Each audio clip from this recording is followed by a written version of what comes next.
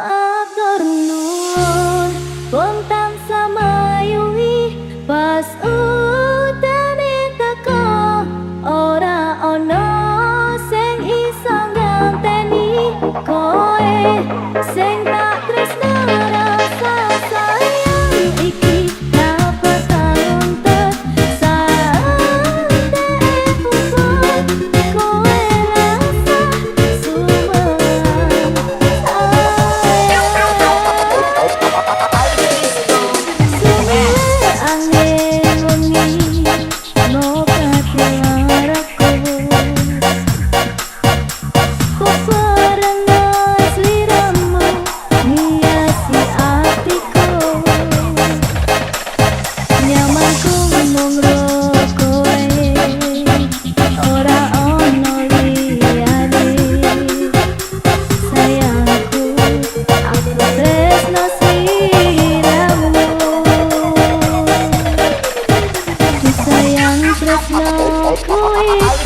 ora bakal ilang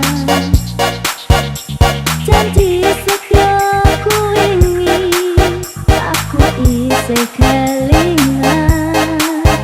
koyo langit rembulan bakal tansah sesandingan tresnaku lan tresnomu bakal terus bersatu.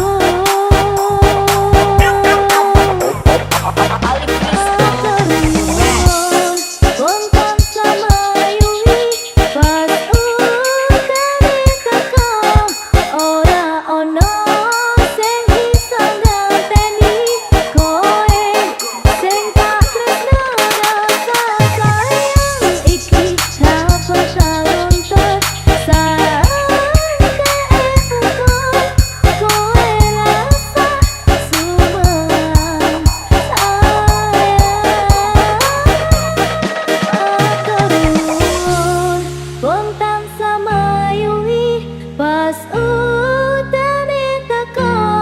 ora ana sing iso ngenteni koe sing tak tresno rasa sayang iki dapat tantet sate puput koe rasa sumelang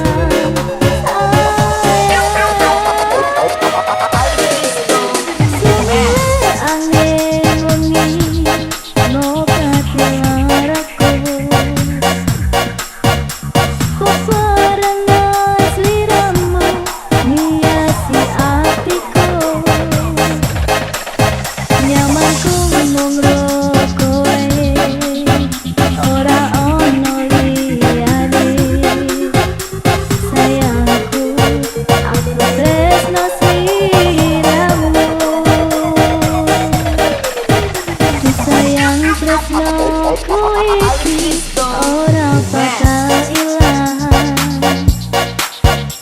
janji setiaku ini aku isih kelingan koyo langit rembulan bakal tansah sesandingan tresnaku lan tresnomu